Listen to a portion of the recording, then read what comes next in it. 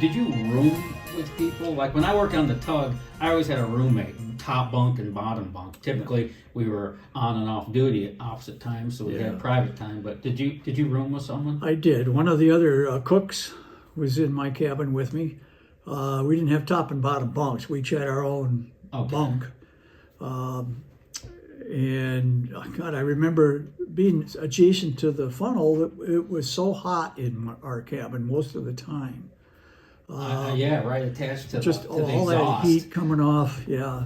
And I actually couldn't touch the metal sides of my bunk. I had to kind of Really? step over to the mattress. Yeah. Could you go wherever you wanted on the ship? Were you restricted to certain areas? I mean, did you go down? Were you in the engine room of the Edmund Fitzgerald? I went down there frequently You because did? About halfway during my time on the Fitzgerald, a wonderful thing happened. My dad was reassigned to become chief of the Fitz.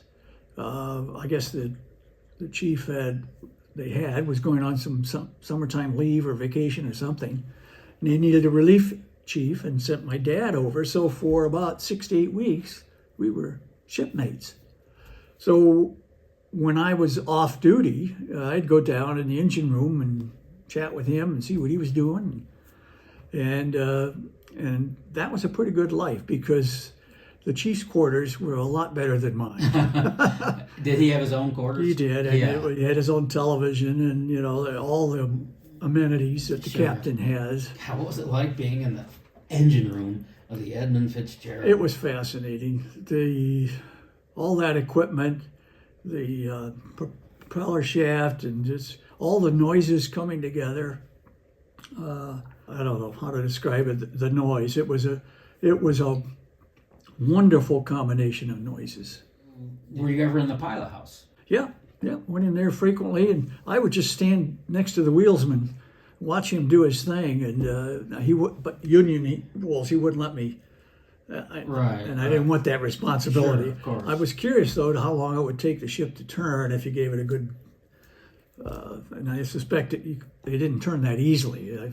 Most likely. Well, as a porter on the ship, I mean, that's lower down in the pecking order. Could you go in the pilot house whenever you wanted? Did you have to have an invitation? I mean, or permission? Or, I mean, how was it? How I strict don't was recall ever asking permission or feeling I needed it.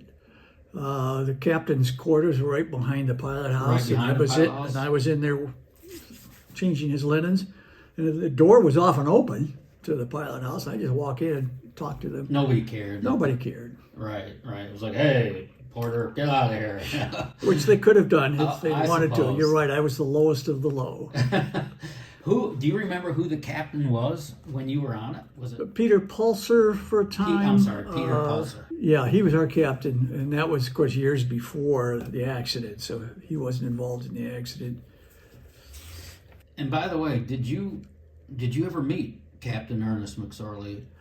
I am sure I did, because Dad would have officers who lived in the Toledo area over to our house in the winter for poker games. Mm-hmm. Captains, mates, if they were officers, they would all gather and talk shop and play poker and have a good time. So I've got to assume that Ernie was among those at the time, but I didn't know him. Sure.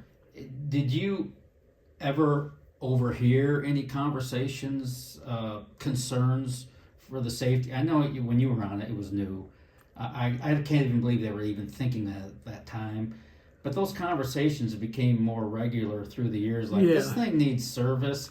We've got cracks at the keel. Yeah. We need to look at this thing. Did you ever overhear any conversations regarding the seaworthiness of the Fitzgerald? Yes, but again, it was years later, as you say, because the ship was so new and everyone was so proud of it, there couldn't possibly be anything wrong with it. It's like the Titanic. It can't possibly sink on its maiden voyage. Exactly. It's so there were things going unsinkable. on, and maybe the noises we were hearing, there was an indication of serious problems. I don't know. But I heard it more frequently over the years, and sometimes from the families of other victims. I think you pretty much annually would put out a little editorial on the Fitzgerald when you were editor of the Blade. I know I read them all. because that stuff just fascinated me. I love the one where you mentioned a young man at 19, a porter, that you went up on the bow and had that experience. I mean, right on the point of the bow, or similar to going back to the movie The Titanic, when the two went up there and like they were flying. Arms out, stretched. Did you really do that? I actually did that. And if they saw me in the pilot house, they didn't say anything. Okay. I'm guessing maybe their first day on, they did the same thing. Maybe so. That's so cool. Are you proud of your time on the Edmund Fitzgerald? I mean, you are in, like I opened with, in a minority. There's not very many humans left alive that sailed on the thing, and to me, that would be an enormous sense of pride. I sailed. I worked on the Edmund Fitzgerald. What's that for you? Oh, it's the best job I ever had. When I look back at it in retrospect, hindsight, in terms of a learning experience.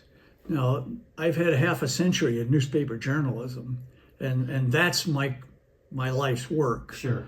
But my first real job, and to get the flagship of the fleet, I was making my dad enormously proud. He was not the kind of person to tell me so, but I knew it. So. I knew he talked to other people. Sure. On the ship. That's my boy, and so that made me enormously proud. Yeah. I mean, what a conversation piece decades later. I mean, you're in a conversation among people, and let's say you don't even bring it up, but somebody brings up the Edmund Fitzgerald. Has that ever happened? Or you said, I worked on the ship. I mean, yeah, I've had that. That would mow me over. I've had that experience. But you mentioned the times that I've written about it in the Blade. That tends to precede me. So people know that already. And as a result, I sort of made it my mission. And that's why I'm so appreciative of what you're doing. My mission to keep the memory of those 29 men alive. And as a result, here we are in 2022. We still don't know for sure why the ship went down. Do not. So that mystery endures. And just this past month of November of 2022, I delivered the presentation I do 4 times. It's about 40 minutes with pictures and offer some opinions and speculate on what might have happened, but nobody really knows for sure. Are those typically well attended? Oh, yes. I did one. There was a historical society. They called me the day before and said, we are still getting calls, we can't take any more people. And they must have had 100 people there. And the lady told me they usually get 30 to 40. And so that was kind of neat. There's still an intense interest in this accident after all these years, because I think people get the message. This was Toledo's tragedy. And it may pale in comparison to the loss of life on the Titanic. But in terms of the Great Lakes, there's never been an accident that resonates with the public quite like this one. Is that in part because of Gordon Lightfoot's ballad that went around the world? I mean, when I've done these videos on the Fitzgerald, I hear from people in Ireland and South Africa and Australia. Yeah. And it's like, God, I didn't know that everybody was in tune to the story from around the world, but that song traveled the world, and did it not, for the most part, introduce the story to the world? Oh, there's no question. And that song, the melody is so haunting. Oh my God! That when you hear those first few strings, you stop what you're doing. You stop what you're doing and you listen. And the poem that he wrote to accompany is magnificent. He already, a lot of people don't know this about Gordon Lightfoot. He already had the melody in his head. He was working on an Irish folk song kind of melody. That was not necessarily about the Fitzgerald? Exactly. He didn't know anything about the Fitzgerald at that wow. point. So he had a melody in his head. He didn't know what to do with it.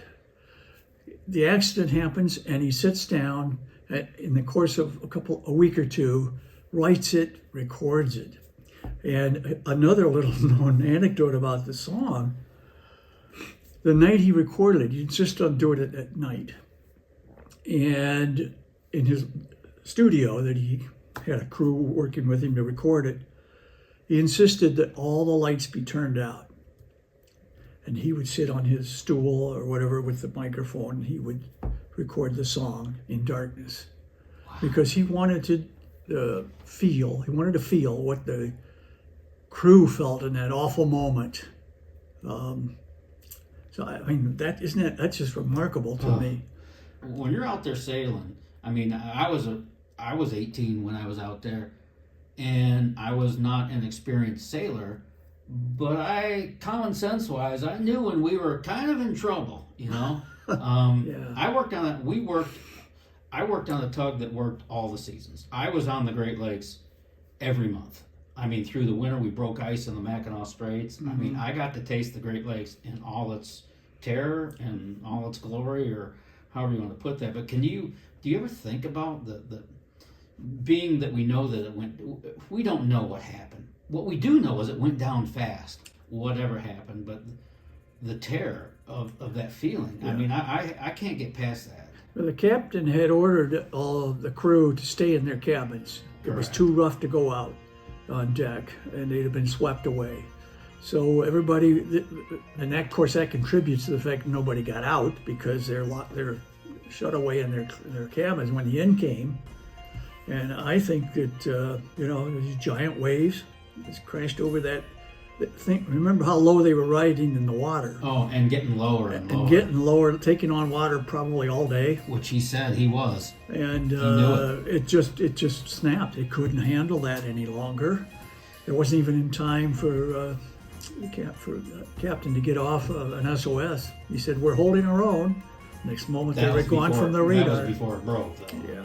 Obviously. I mean, do you have a theory on what happened? I understand we'll never know. Everyone's got an opinion who's close to the story. Do you have one? Yeah, well, I have one that I reject, and the one that a lot of people subscribed to originally was that the crew had not dogged down the hatch covers.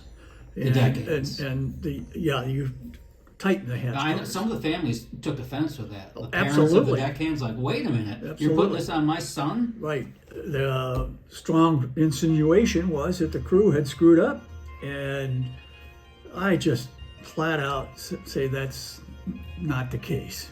The Fitzgerald crew was the best of the best. I mean, these guys were professionals, and they knew what they were doing, and in the horrible weather they could encounter in November, especially they'd be certain to make sure everything was tightened down. And especially as the weather deteriorated.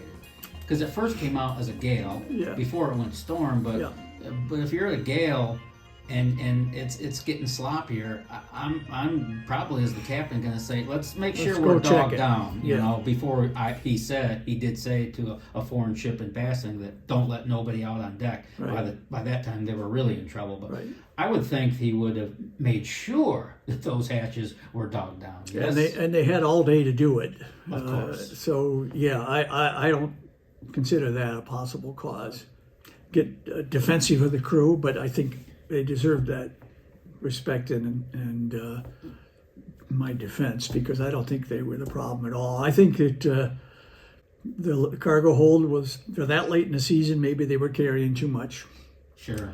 25 to 26,000 tons in that weather. Essentially, the cargo hold of the Fitzgerald was a long box.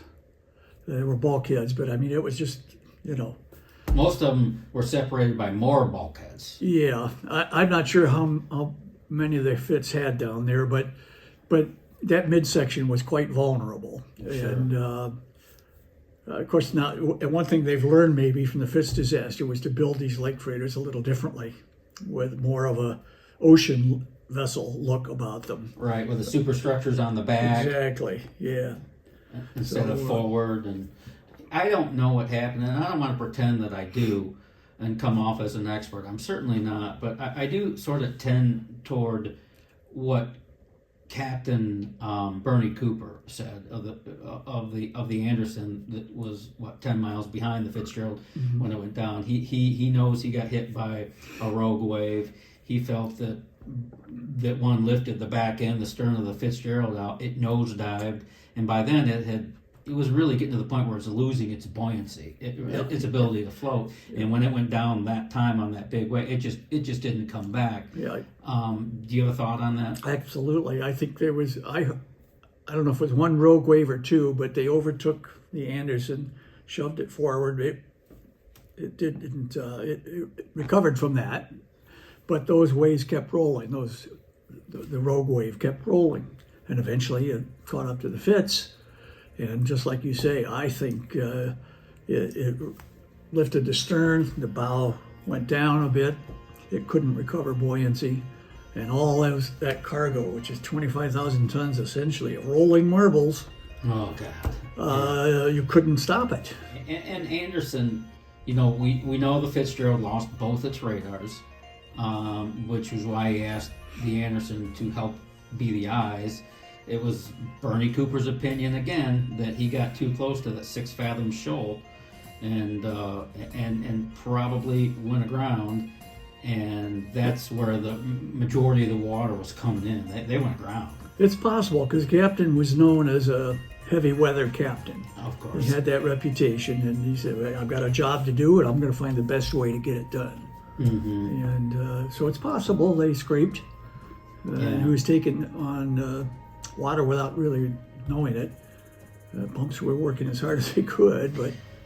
Yeah, and I think if it broke in half first on the surface, Captain Darrell made a good point. Your brother said it's likely the sections would be a little farther apart.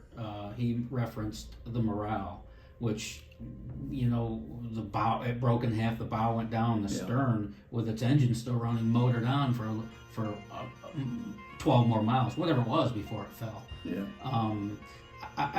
That does make sense to me, that it either was breaking apart on the way down, or when it hit. Yeah, I think it broke apart after it was all submerged. Because there wasn't a lot on the way down. It's in 530 feet of water. Right. The length of the ship is 729. Right. So, and the bow section is sitting upright on the bottom. Correct.